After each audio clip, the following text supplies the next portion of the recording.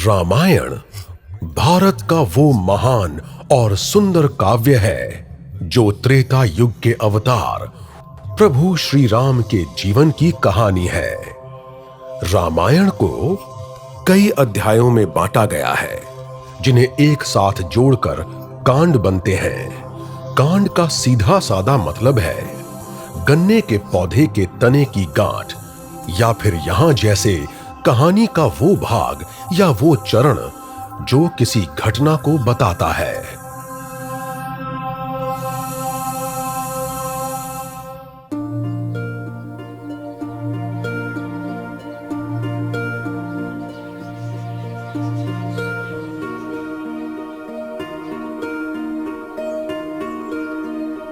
राम अपने भाई लक्ष्मण और पत्नी सीता के साथ अयोध्या छोड़ आए।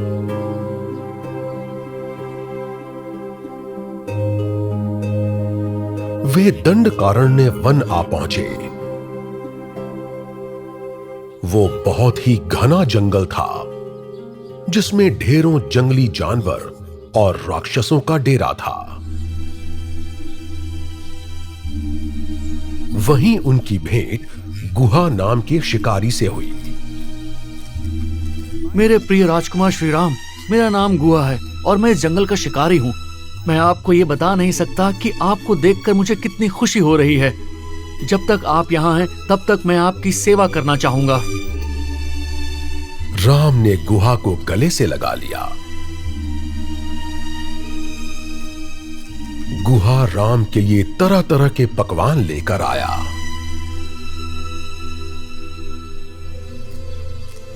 गुहा, हम जब तक इस वन में रहेंगे हमें संतों की तरह रहना होगा और हम यहाँ स्वादिष्ट पकवान नहीं खा सकते हैं। हमें सिर्फ हरी सब्जियां और फल ही खाने होंगे। जब राम और सीता पेड़ की छांव में सो जाते तब लक्ष्मण उन दोनों की रखवाली करता। राजकुमार लक्ष्मण, आप थोड़ा आराम कर लीजिए। मैं यहाँ हूँ ना आप सबकी रखवाली के लिए।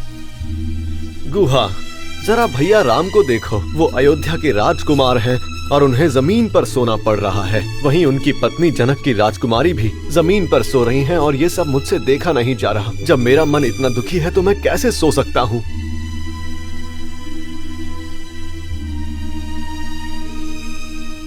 गुहा लक्ष्मण के साथ जंगल की भयानक रातों में राम और सीता की रखवाली करने लगा।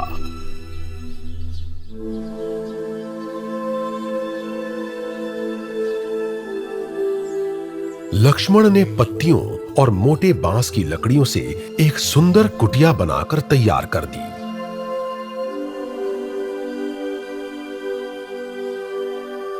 ये राम और सीता के लिए बहुत ही सुंदर घर था।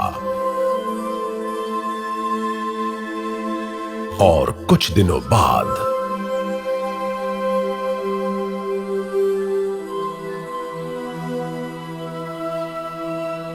बहुत सारे ऋषि मुनि और जंगल में रहने वाले राम से मिलने आ पहुंचे।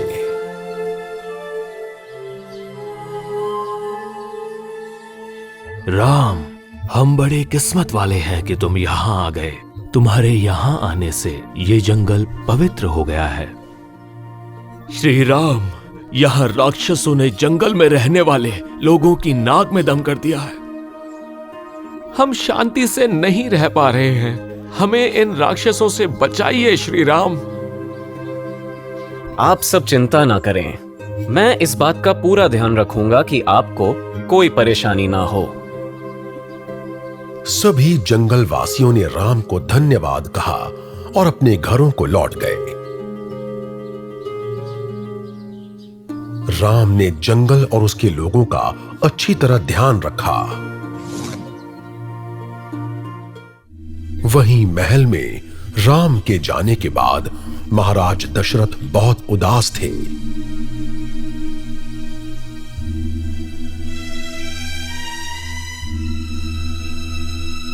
वो बहुत बीमार हो गए और उनका चलना फिरना भी बंद हो गया। वो किसी पागल की तरह लगातार राम राम कहे जा रहे थे।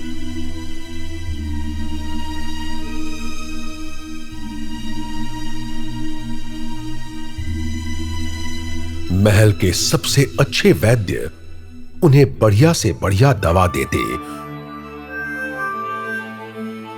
लेकिन महाराज पर उन दवाओं का कोई असर नहीं हुआ।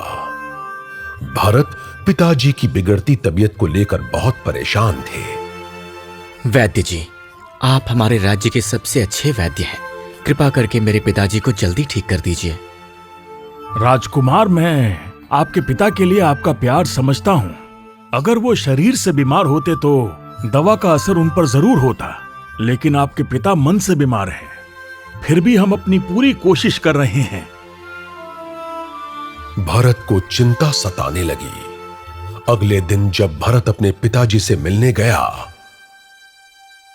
तो उनका देहांत हो चुका था। वो पूरी तरह टूट गया। ये खबर दूर दूर तक फैल गई। राम को भी अपने पिताजी की मृत्यु की खबर मिल गई। राम रोने लगे। वो अपने आप को रोक नहीं पा रहे थे। लक्ष्मण भी पूरी तरह टूट गए। राम अपने पिताजी की अंतिम क्रिया के लिए भी महल न जा सके, क्योंकि उन्होंने अपनी मां कैकेयी को वचन दिया था कि वो महल 14 साल के बाद ही आएंगे।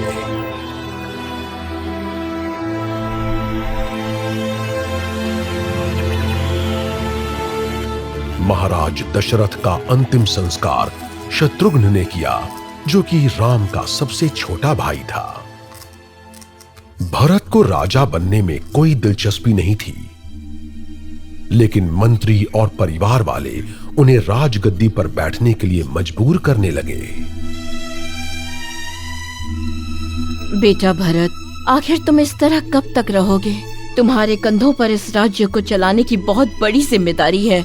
मंत्रियों को आदेश दो मेरे बेटे, ताकि राज्य अभिषेक की तैयारियां कर सकें। माँ, मैं आपकी बहुत इज्जत करता हूँ, पर साथ ही साथ अपने पिताजी से भी बहुत प्यार करता हूँ। मेरे लिए पिताजी और भैया राम में कोई अंतर नहीं है। मुझे उनके बिना बिल्कुल अच्छा नहीं लग रहा है। महल खाली खाली लगता है और ये जगह जैसे काटने को दौड़ती है। क्या आप चाहती हैं कि मैं अपने पिताजी को मारकर भैया राम को भयानक जंगल में भेजकर खुद राजा बन जाऊं? भैया वहां भाभी के साथ एक कुटिया में रह रहे हैं, जहां वो चारों तरफ से जंगली जानवरों से घिरे हुए हैं। मैं ये पाप करने के बाद यहाँ चैन की नींद कैसे सो सकता हूँ माँ? भरत, अयोध्या के सच्चे राजकुमार की तरह बात करो। तुम इस महान कुल के एक महान बेटे हो। अपनी भावनाओं पर नियंत्रण रखो। कायरों की तरह बात मत करो। अगर यही हाल रहा तो कोई तुम्हारा साथ नहीं देगा।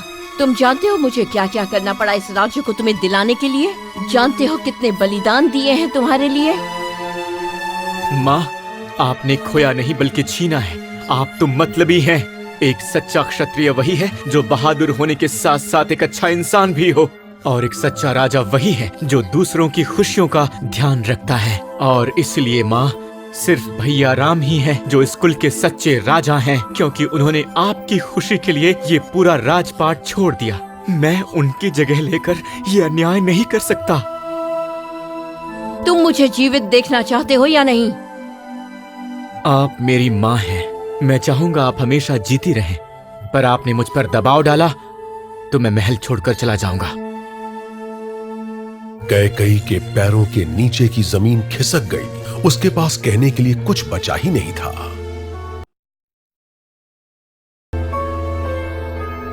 भरत भैया राम की खोज में दंडकारण्य वन में जा पहुंचे।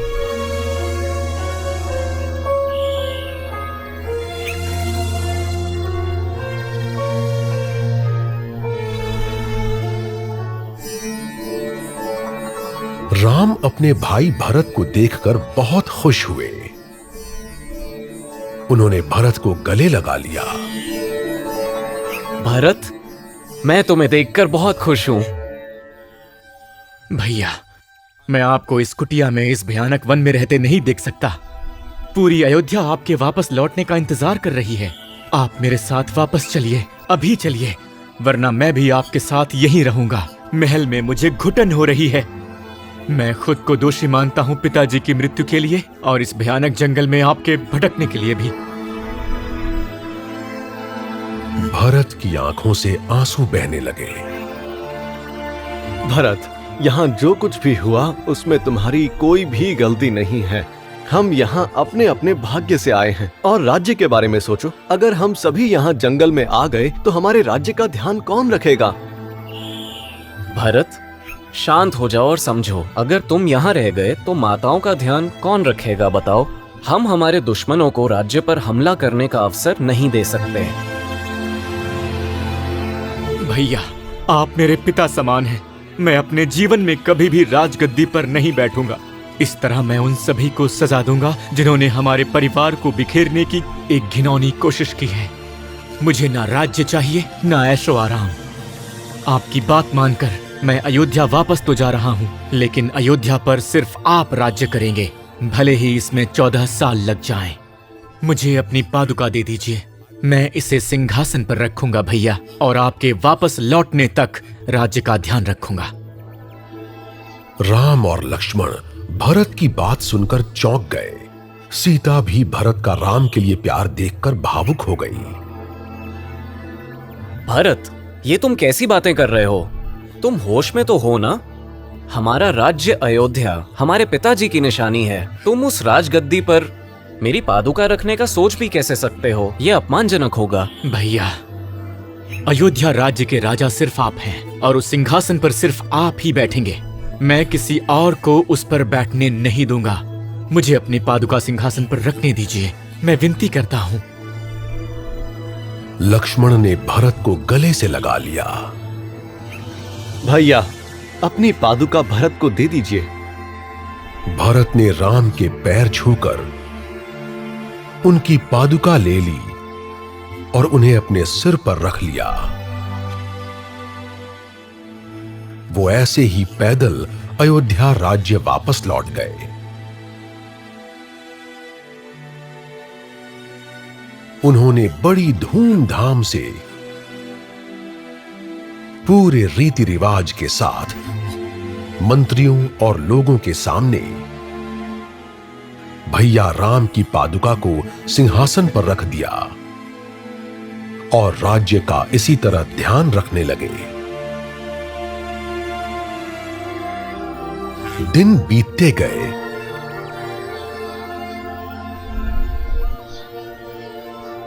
और राम दंडकारण्य वन से अब पंचवटी नाम के जंगल में रहने चले गए।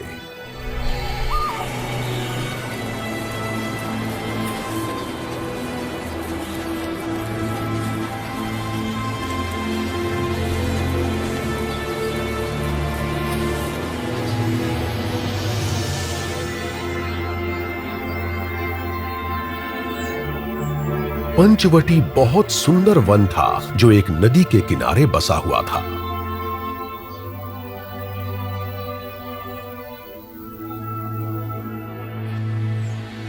वो नदी सारस पंछियों से भरी पड़ी थी जो मछली पकड़ते हुए नजर आते थे।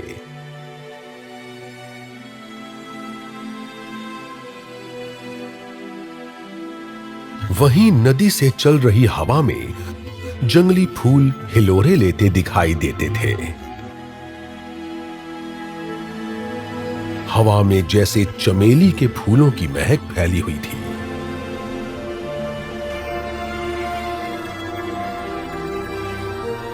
इस वातावरण में राम और उनकी प्रिय सीता को थोड़ी शांति का एहसास हुआ।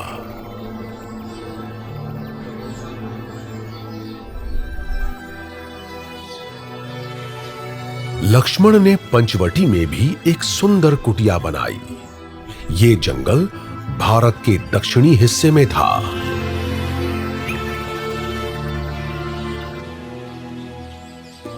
एक दिन राम अपनी कुटिया में आराम से बैठे हुए थे।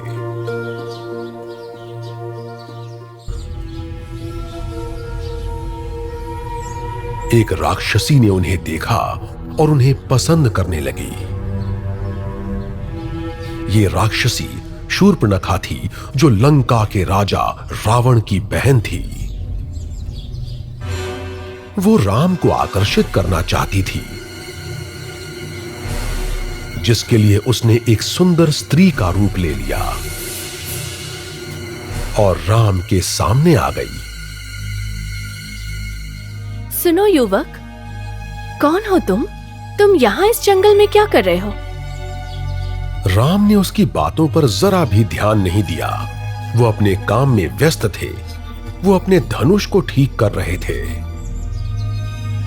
सुनो, लगता है तुम्हें अपनी सुंदरता का बहुत घमंड है। एक सुंदर लड़की तुम्हारे सामने खड़ी है, तुम्हें दिखाई नहीं देता? शूर्पणखा की तरफ देखे बिना अपना धनुष ठीक करते हुए ही राम ने उसे जवाब दिया। सुनो देवी, अगर तुम्हें मेरी कोई भी मदद चाहिए तो मुझे बताओ, लेकिन बिना मतलब की बातें मत करो। मुझे तुम्हारी मदद नहीं चाहिए। मैं तो तुमसे शादी करना चाहती हूँ। क्या मुझसे शादी करोगे? उसकी बातों का राम पर कोई असर नहीं हुआ। उन्होंने अपना काम करते हुए ही शूर्पणखा को जवाब दिया। सुनो देवी, मेरी शादी हो चुकी है और मेरी पत्नी का नाम है सीता। ना तो मेरी दोबारा शादी होगी और ना मैं किसी और के बारे में सोचूंगा। तो मेरा यही सुझाव है कि तुम अपनी शादी के लिए किसी और को ढूंढो। तभी शूर्पणखा की नजर लक्ष्मण पर गई, जो राम से कुछ ही दूर थे। उसे लक्ष्मण भी आकर्षक लगे।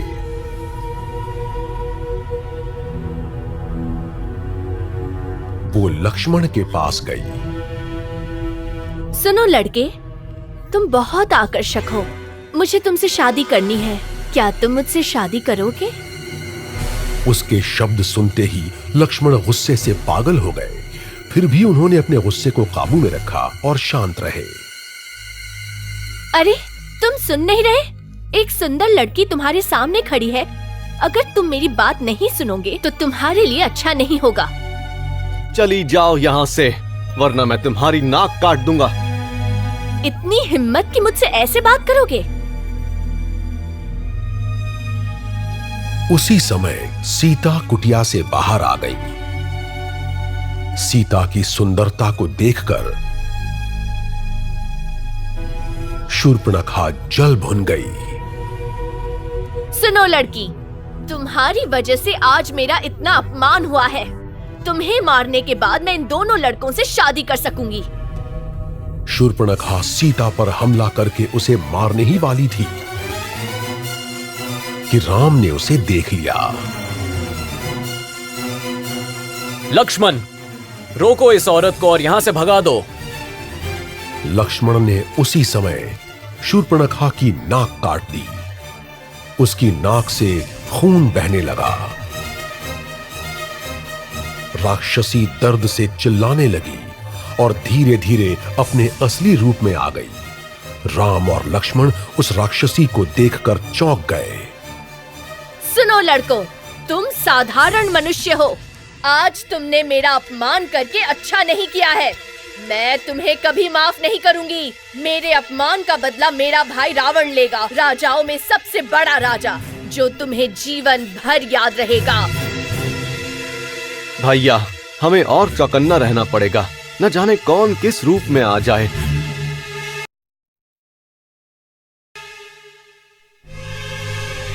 राम इस घटना से परेशान हो गए थे, जिससे वो सीता को अकेले कुटिया में नहीं छोड़ते थे। शूर्पणखा इस अपमान को सह ना सकी और वो रोती हुई अपने भाई रावण के पास गई।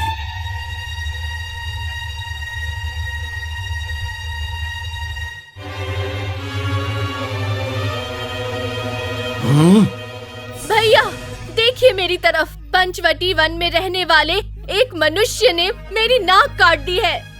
कौन है वो दुष्ट मनुष्य जिसने तुम्हारा अपमान किया? मैं उसके शरीर के टुकड़े टुकड़े करके उसके खून को बंजर जमीन पर बरसा दूंगा। वो दो भाई हैं। बड़े भाई का नाम राम और दूसरा लक्ष्मण। राम ने उसे मेरी नाक काटने के लिए कहा था। राम की एक बहुत सुंदर पत्नी भी है जिसका नाम सीता है। सीता की वजह से उन दोनों ने मेरे साथ ये किया। आपको राम और लक्ष्मण को सबक सिखाना ही होगा। उसकी पत्नी सीता को भी मत छोड़ना। जब रावण ने सीता का नाम सुना, तब उसे याद आया कि उसकी सुंदरता के कितने चर्चे सुने हैं उसने अयोध्या के राजकुमार राम के साथ उसकी शादी के बारे में भी बहुत सुना था। वो लंबे समय से सीता से मिलना चाहता था। रावण ने सोचा कि यही अच्छा मौका है सीता को बंदी बनाने का। सीता को पाने के लिए अब वो पागल हो गया, लेकिन वो जानता था कि राम के साथ युद्ध करने पर वो कभी जीत नहीं सकेगा और ना ही सीता को पा सकेगा। सीता को पाने का बस एक ही तरीका था, राम को भटकाकर सीता का अपहरण करना। रावण अपने षड्यंत्र को पूरा करने के लिए अपने रिश्तेदार मारीच से मिलने गया। मारीच, कैसे हो तुम? मैं ठीक हूँ रावण। आप यहाँ किस काम के लिए आए हैं? आप जैसे राजा का मुझसे मिलने आना बड़े आश्चर्य की बात है। मारीच, मुझे तुम्हारी मदद चाहिए। आप राजाओं में सबसे बड़े राजा हैं। मैं आपकी क्या मदद कर सकता हूँ? सुनो मारीच, मैं अयोध्या के राजकुमारों को अच्छा सबक सिखाना चाहता हूँ। आपका मतलब राम? सही कहा, वही राम और उसका भाई लक्ष्मण। राम का नाम सुनते ही मारीच डर के मारे थर थर कांपने लगा। तुम्हारा चेहरा क्यों पीला पड़ गया? क्या हो गया है तुम्हें? क्या तुम्हें ज्ञात नहीं, हम राक्षस जाति के वीर योद्धा हैं। सभी मनुष्य जाति को हमसे डरना चाहिए। रावण, राम कोई साधारण इंसान नहीं है जैसा तुम्हें लगता है। वो एक अच्छे आदमी है। उन्हें हराना आसान नहीं होगा। उन्हें देवताओं ने बहुत सारे शक्तिशाली शस्त्र दिए हैं और वो हर चीज में बहुत अच्छे हैं। उन्होंने मेरी माँ को जान से मार दिया जब वो ऋषि विश्वामित्र के यज्ञ में विघ्न डाल रही थी। मूर्ख कहीं के, मैंने कब कहा कि हम उसे शस्त्र से हराएंगे? हम उसे अपनी अक्ल से हराएंगे। रावण, मुझे छोड़ दो। राम अपने राज्य से दूर अपनी पत्नी के साथ जंगल में रह रहे हैं। सुनो मारीच, मैं उसकी सुंदर पत्नी सीता का अपहरण करके उसे अपने लंका ले जाना चाहता हूँ। तुम्हें इस कार्य में मेरी मदद करनी ही पड़ेगी। रावण, मैं ये नहीं कर सकता। ऐसा सोचने पर भी राम हमें नहीं छोड़ेंगे। कायर हो तुम। अगर तुमने इस काम में मेरी मदद नहीं की तो तुम अपनी जान से हाथ धो बैठोगे। मारीच के पास कोई रास्ता नहीं था। वो रावण के खिलाफ नहीं बोल सकता था। वो चुप हो गया। देखो मारीच, मेरी बात सुनो। तुम अपनी माया शक्ति से राम और लक्ष्मण को कुटिया से दूर ले जाना। उसके बाद मेरा काम आसान हो जाएगा। तब मैं सीता को दूसरे ही पल उठाकर ले जाऊंगा। रावण, मुझे बहुत डर लग रहा है। अगर हम युद्ध करते हैं तो वो दूसरी बात होगी, लेकिन इस तरह माया से किसी को तकलीफ देना एक धोखा है। मारीच, मैं जानता हूं तुम अपनी माया शक्ति से इस काम को बहुत अच्छी तरह पूरा कर लोगे। मेरे सामने अच्छा बनने का नाटक मत करो। मैं तुम्हें खूब जानता हूं। तुमने अगर कुछ भी कहा तो तुम जान से जाओगे। मारीच, तुम सीता के सामने एक सुनहरे हिरण का रूप लेकर जाओ। मैंने सुना है सीता को हिरण और सुंदर पक्षी बहुत पसंद हैं। कोशिश करो कि राम और लक्ष्मण तुम्हारे पीछे चले आएं। अपनी माया से तुम उन्हें घने जंगल में लेकर चले जाओ। तब मैं सीता को चुरा लूंगा। जैसा आप कहें वैसा ही होगा। मारीच जानता था कि उसका आखिरी समय आ चुका है। अगर उसने ये काम नहीं किया तो रावण उसे जान से मार देगा, और अगर उसने ये काम किया तो राम उसे मार देंगे। उसने राम के हाथों शांति से मरना अच्छा समझा।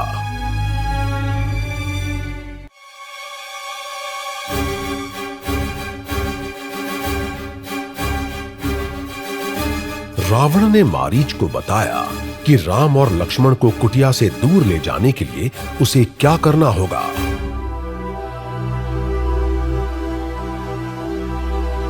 मारीच ने एक सुनहरे हिरण का रूप ले लिया, जिसकी चमकती हुई आंखें थीं और सींग सोने के बने थे।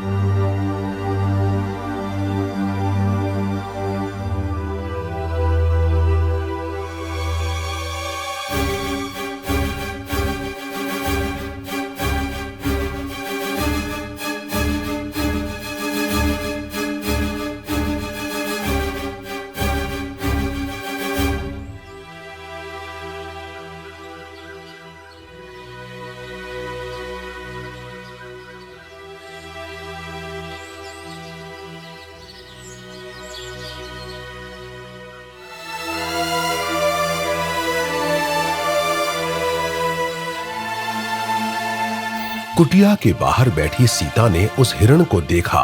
वो उसकी सुंदरता को देखती ही रह गई। सीता ने जल्दी से राम को बुलाया। स्वामी, यहाँ आइए ना।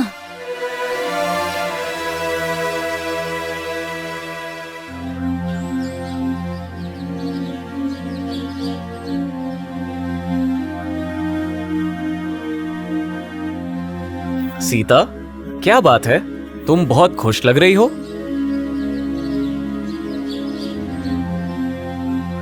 उन झाड़ियों के पीछे उस हिरण को देखिए, कितना चमक रहा है।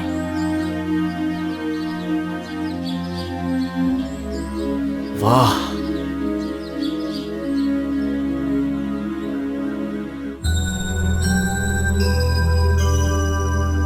कितना सुंदर है। ये तो एक सुनहरा हिरण है। क्या आप उसे पकड़कर ला सकते हैं? ठीक है, मैं उसे पकड़कर ले आता हूँ।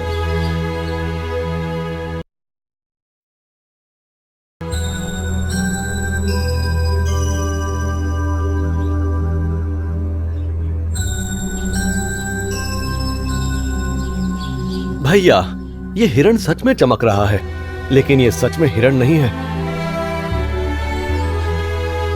सही कहा, एक साधारण हिरण ऐसा नहीं दिखता। इसे जाने दीजिए भैया।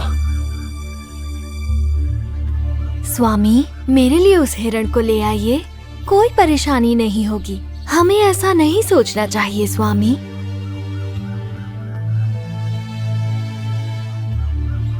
लक्ष्मण, देखते हैं ये सच में हिरण है या नहीं। अगर ये असली होगा तो मैं उसे ले आऊंगा, और अगर नहीं तो भी कोई नुकसान नहीं। तुम यहीं रहकर सीता का ध्यान रखना, मैं हिरण ले आता हूं।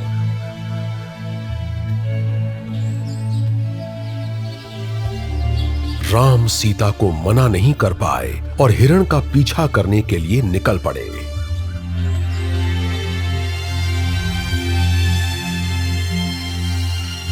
राम हिरण का पीछा करने लगे। वो उन्हें घने जंगल के अंदर लेकर चला गया।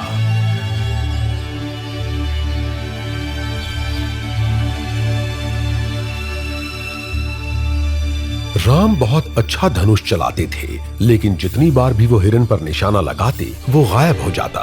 राम को आखिर समझ में आ गया कि ये असली हिरण नहीं है।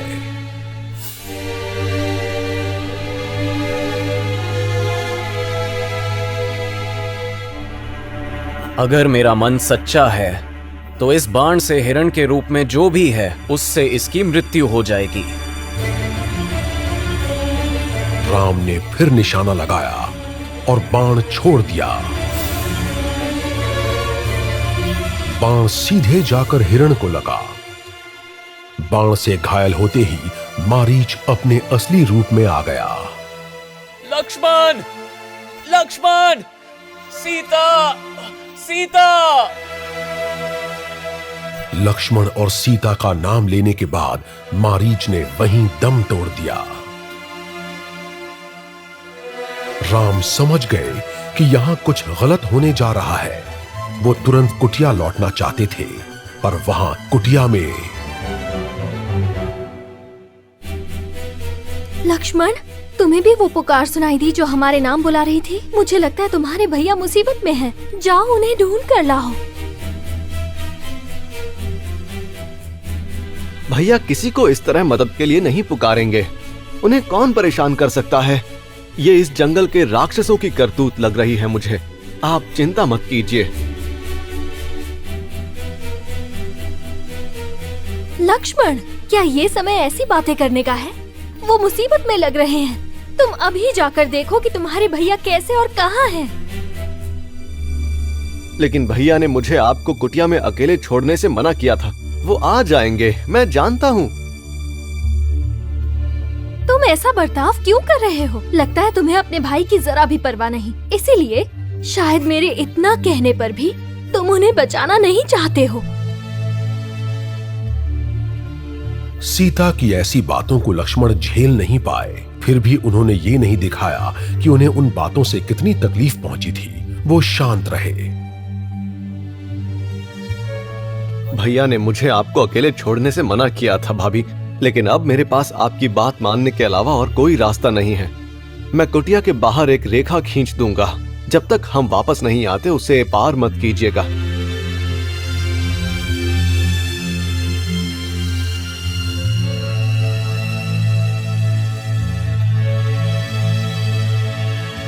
लक्ष्मण का मन बहुत दुखी था। ना तो वो अपने आप को रोक सकते थे और ना ही कुछ कह सकते थे। वो राम की खोज में निकल पड़े। और तभी रावण ने एक बूढ़े ऋषि का रूप ले लिया और सीता के पास जा पहुंचा।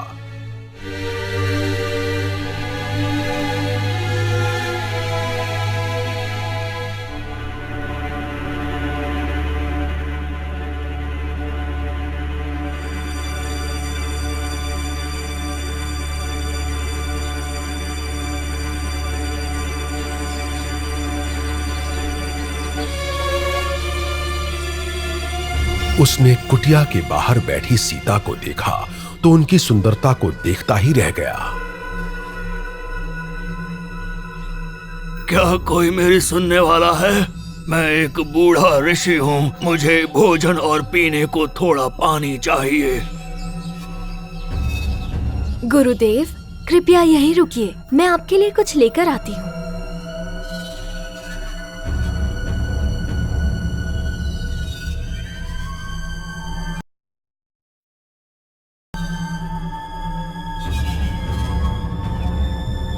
सीता खाना लेकर बाहर आ गई।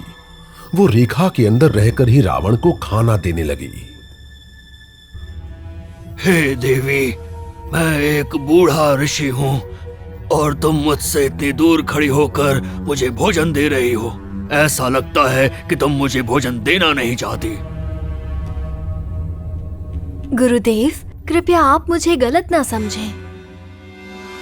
अगर तुम नजदीक आकर मुझे भोजन नहीं दे सकती तो फिर अपना ये भोजन अपने पास रखो। मैं यहाँ से भूखा ही चला जाऊंगा। सीता कुछ न कह सकी। रावण को एक बूढ़ा साधु समझकर बहुत हिचक के साथ उन्होंने लक्ष्मण रेखा को पार कर दिया।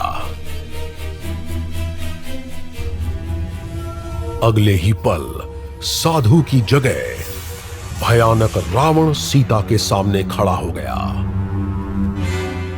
सीता रावण को देखकर डर के मारे कांपने लगी और वो भागकर कुटिया के अंदर चली गई।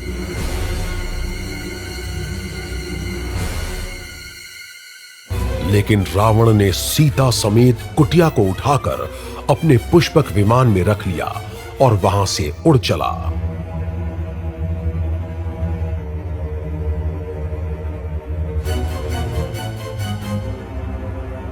सारे पंछी बाज उसके आसपास मंडराने लगे।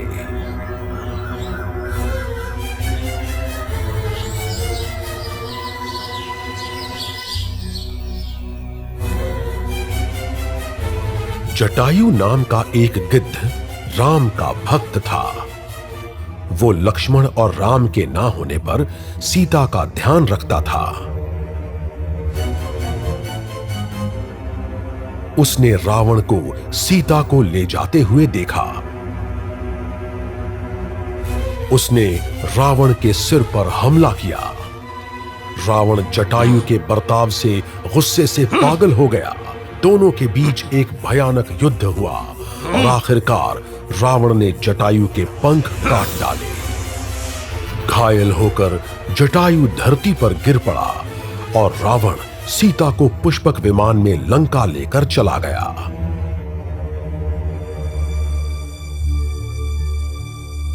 इस पूरी घटना से अनजान लक्ष्मण भैया राम को ढूंढने के लिए निकल चुके थे। उन्होंने राम को लौटते हुए देखा। लक्ष्मण, तुम यहाँ क्या कर रहे हो? मैंने तुम्हें सीता का ध्यान रखने के लिए कहा था। भैया, हमने एक पुकार सुनी थी जो मेरा और माँ सीता का नाम ले रही थी। वो बहुत घबरा गईं और वो चाहती थी कि मैं आपको ढूंढ कर लाऊं।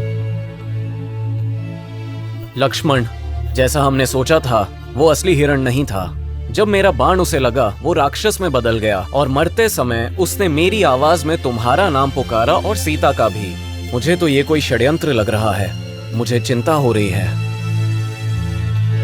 चिंता की बात नहीं है भैया। मैंने माँ सीता की सुरक्षा के लिए एक रेखा खींच दी है और मैंने उन्हें उसके अंदर रहने के लिए कहा है।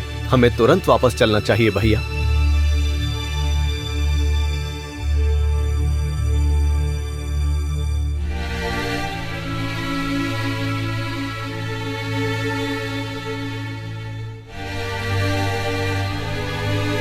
रास्ते में अपने कटे हुए पंख के साथ उन्हें जटायु मिला जो दर्द से तड़प रहा था।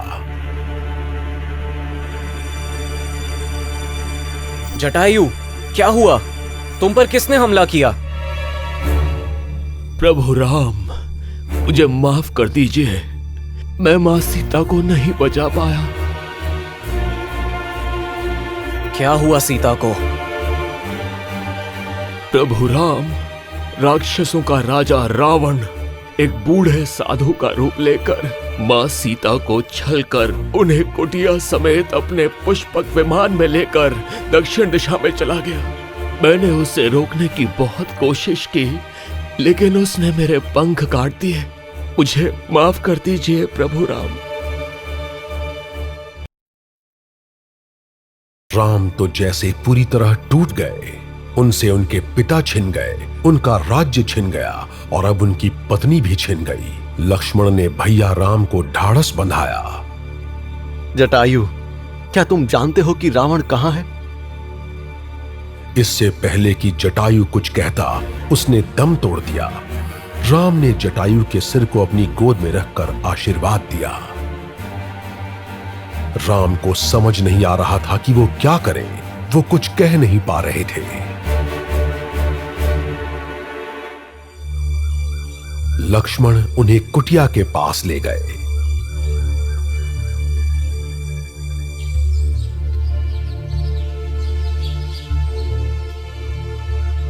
अब वहां बस खाली जमीन थी। राम हताश हो गए। उन्हें दूर दूर तक आशा की कोई किरण नहीं दिखाई दे रही थी। राम और लक्ष्मण वहां से चल पड़े और जंगल में बंजारों की तरह घूमने लगे। वो दक्षिण दिशा में सीता की खोज करने लगे। उन्हें ना तो रावण के बारे में कुछ पता था और ना ही वो ये जानते थे कि वो सीता को कहां ले गया है। रावण सीता को लंका ले गया और उनकी कुटिया को अशोक वाटिका में रख दिया, जो प्राकृतिक रूप से बहुत सुंदर जगह थी।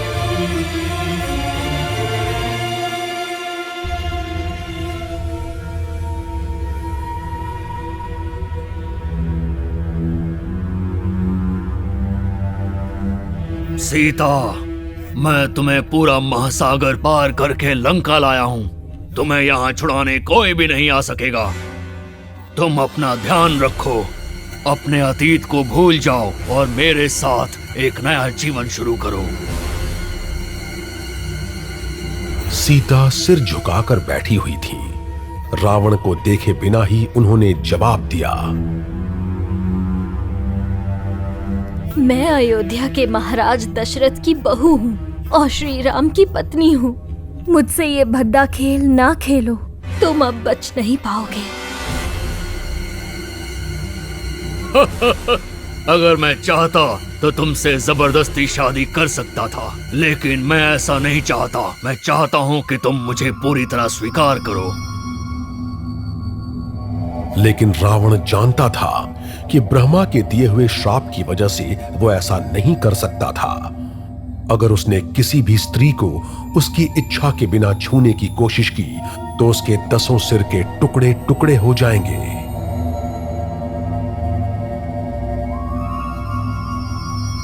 रावण को ये श्राप वेदवती की वजह से मिला था, जो सीता का पिछला जन्म था। वेदवती बहुत सुंदर थीं और उनमें बहुत सारे गुण भी थे। पूरा विश्व उनकी सुंदरता और नर्म स्वभाव के लिए उनका कायल था। वो अपने माता पिता की बात मानती थीं और उनसे प्यार करती थीं। उन्होंने अपने आप को भगवान विष्णु को सौंप दिया था और वो उनसे विवाह करना चाहती थीं। विश्व के कई राजाओं ने उन्हें शादी का प्रस्ताव दिया, लेकिन उन्होंने सभी को ठुकरा दिया। लंका के राजा रावण ने भी वेदवती की सुंदरता के बारे में सुना और वो उनसे मिलने जा पहुंचा। वो उनकी तरफ आकर्षित हो गया।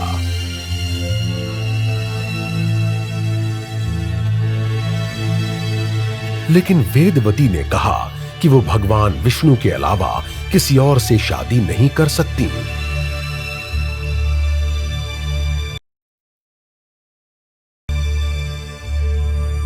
रावण ने वेदवती से जबरदस्ती शादी करनी चाहिए, लेकिन वो ऐसा कुछ कर पाता इससे पहले वेदवती ने अपने भीतर से आग प्रकट की और खुद को जला लिया।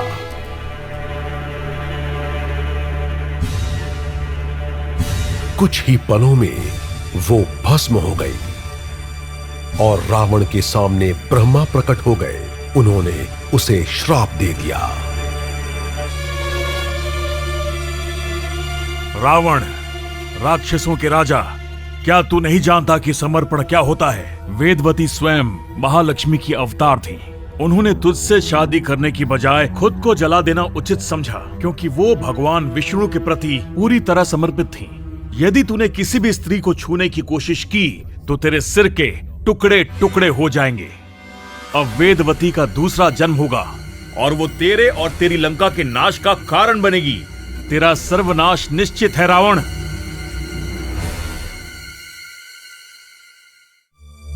वेदवती अपने अगले जन्म में सीता के रूप में आई। जब वेदवती ने खुद को जलाया तब उनके भस्म को एक बक्से में रखकर मिथिला नगरी में गाड़ दिया गया था। बक्से के साथ भगवान शिव द्वारा वेदवती को दिया गया धनुष भगवान विष्णु की याद में, जिसकी वो पूजा किया करती थी, उसे भी गाड़ दिया गया था।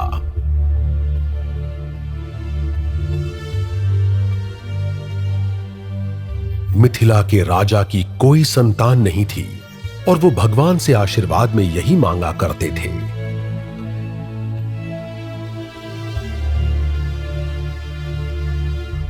कुछ सालों बाद जब एक किसान अपना खेत जोत रहा था तब उसे एक बक्सा मिला जिसके साथ एक विशाल धनुष था।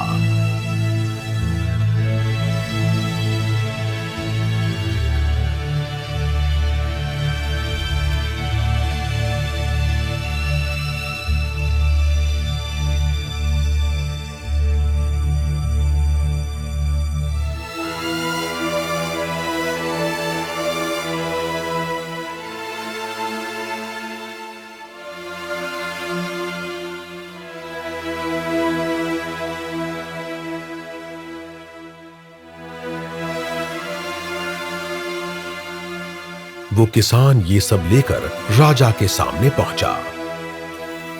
जब राजा ने बक्से को खोला तो उसमें उन्हें एक सुंदर बच्ची मिली। बच्ची की सुंदरता देखते ही बनती थी। राजा जनक बच्ची को पाकर बहुत प्रसन्न हुए, जो ईश्वर की वजह से उनके पास आई थी। उन्होंने बच्ची का नाम सीता रखा।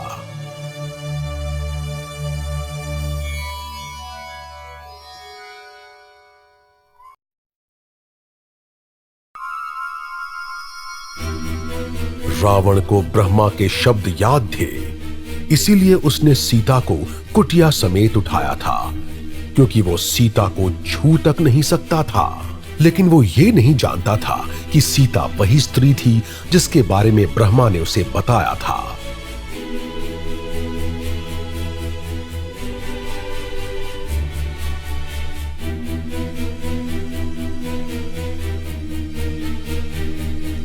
इधर सीता को ना तो दिन की खबर थी ना रात की। वो थी तो अशोक वाटिका में, पर उनका मन राम के पास था। वो बस रोए जा रही थी और उन्हें ढाढ़स बंधाने वाला वहां कोई नहीं था। उनके आसपास राक्षसियों का पहरा था।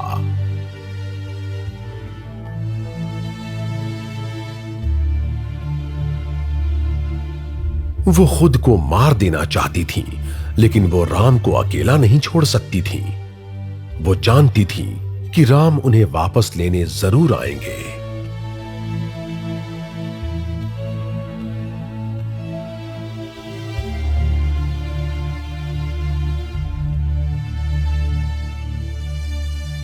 राम और लक्ष्मण जंगलों और नदियों को पार करते हुए दक्षिण दिशा की ओर जाने लगे, इस बात से अनजान कि सीता लंका में है।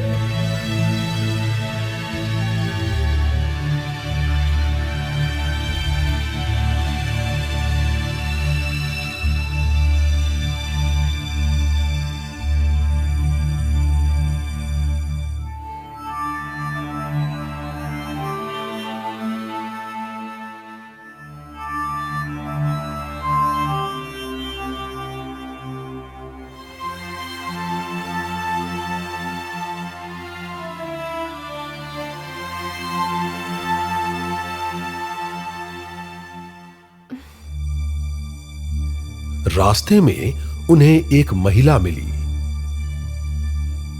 आप दोनों तो किसी राजघराने के राजकुमार लगते हैं। क्या मैं जान सकती हूँ कि आप दोनों कौन हैं? देवी, हम महाराज दशरथ के बेटे हैं। मैं हूं राम और ये है मेरा भाई लक्ष्मण। इतना सुनते ही उस महिला की खुशी का कोई ठिकाना ना रहा। वो अपने चेहरे की खुशी छुपा न सकी। न जाने मैंने क्या पुण्य कमाया है कि मुझे आज मेरे प्रभु श्री राम मिल गए। देवी, आप बताएंगी आप कौन हैं?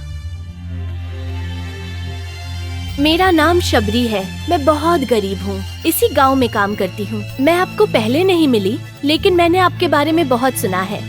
मैं जीवन में एक बार आपसे मिलना चाहती थी। आज मैं बहुत खुश हूँ। क्या आप मेरी कुटिया में चलकर कुछ खाना पसंद करेंगे?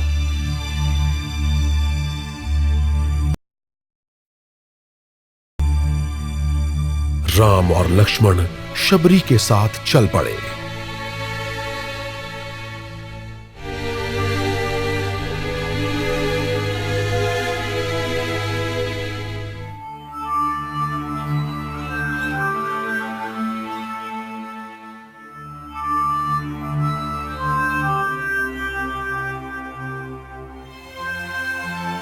शबरी राम के चरणों में गिर गई।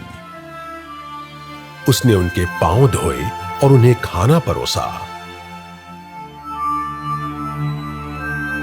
उसने राम को एक टोकरी भरकर फल दिए, लेकिन सभी फल चखे हुए थे।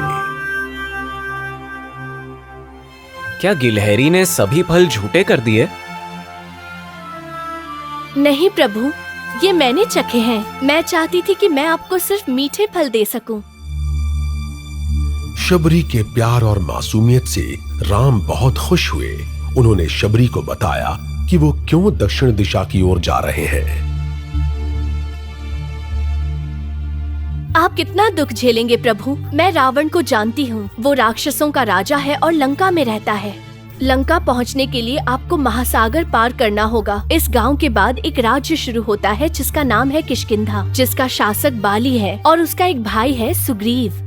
उनका एक बुद्धिमान मंत्री भी है, हनुमान। वो बहुत शक्तिशाली हैं। अगर आप उनसे आग्रह करें तो वो महासागर पार करने में आपकी मदद करेंगे और आप लंका पहुंचकर सीता को वापस ला पाएंगे। धन्यवाद शबरी, आपके प्यार और आपकी मदद के लिए। आपको हम हमेशा याद रखेंगे।